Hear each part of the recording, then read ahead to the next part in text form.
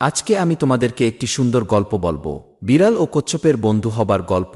শুনে হয়তো অবাক হয়েছ, চলো শুরু করি তাহলে। একসময় এক ঘন জঙ্গলের পাশ দিয়ে একটি বিড়াল হেঁটে চলেছিল। বিড়ালটি ছিল বেশ চঞ্চল আর কৌতূহলী প্রকৃতির। হঠাৎ তার চোখে পড়ল, নদীর ধারে একটি কচ্ছপ বসে আছে। কচ্ছপটির মাথা নিচু, চেহারায় গভীর বিষণ্ণতা। বিড়ালটি ভাবল, আচ্ছা, কচ্ছপটা এত মন খারাপ করে কেন বসে আছে? সে আর দেরি না করে কচ্ছপের কাছে গিয়ে বলল, বন্ধু, তুমি এমনভাবে বসে আছো কেন? তোমার কি কিছু হয়েছে? কচ্ছপটি এক গভীর নিঃশ্বাস ফেলে বলল, তুমি আমার সমস্যাটা বুঝবে না। আমি খুব ধীরে চলি, সবাই আমার এই ধীর গতি নিয়ে হাসাহাসি করে, আমাকে ব্যঙ্গ করে। এটা ভেবে আমি খুবই দুঃখ পাই। বিড়ালটি কিছুক্ষণ কচ্ছপের কথা শুনল, তারপর হেসে বলল, এই নিয়ে দুঃখ পাওয়ার কিছু নেই বন্ধু। প্রতিটি প্রাণীর আলাদা আলাদা শক্তি আর বিশেষ গুণ আছে। তুমি হয়তো ধীরে চলো, কিন্তু তাতে তোমার ধৈর্য আর স্থিরতা প্রকাশ পায়। এই গুণই তোমাকে অন্যদের চেয়ে আলাদা করে তুলেছে। ধীরে চলেও যদি তুমি তোমার লক্ষ্যে পৌঁছাতে পারো, তাহলে সেটা তোমার বড় জয়। বিড়ালের কথায় কচ্ছপের মন খানিকটা ভালো হলো। সে বলল, তোমার কথা শুনে আমি খুব সাহস পেলাম। আমি তো ভেবেছিলাম কেউই আমার পরিস্থিতি বুঝবে না।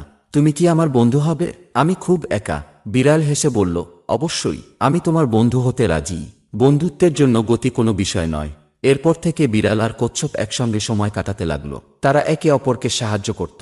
বিড়ালটি উঁচু গাছে চড়ে ফল পেড়ে আনত, আর কচ্ছপটি নদী থেকে পরিষ্কার পানি এনে দিত। তাদের বন্ধুত্ব দেখে অন্য প্রাণীরাও অবাক হয়ে যেত। কিন্তু এত সুখের দিনের মাঝেও একদিন জঙ্গলে ভয়ানক বন্যা হলো। নদীর পানি আশেপাশের সব জায়গায় ছড়িয়ে পড়ল। কচ্ছপ তখন নিরাপদে ছিল, কারণ সে সাঁতার কাটতে পারে। কিন্তু বিড়ালটি ভয়ে কাঁপছিল। পানি এত গভীর যে সে কিছুতেই সেখান দিয়ে পার হতে পারবে না। কচ্ছপ তখন বলল, ভয় পেও না বন্ধু, তুমি আমার পিঠে উঠে বসো, আমি ধীরে ধীরে তোমাকে নিরাপদ জায়গায় নিয়ে যাব।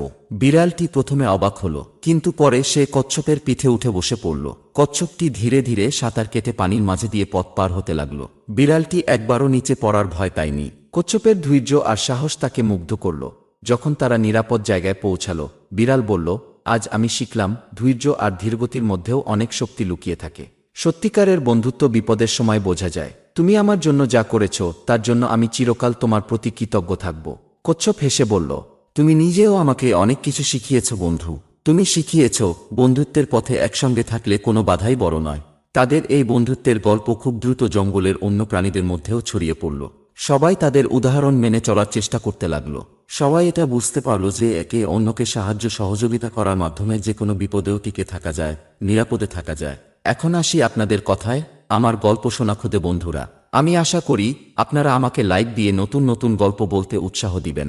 আজকে আসি। আসসালামু আলাইকুম।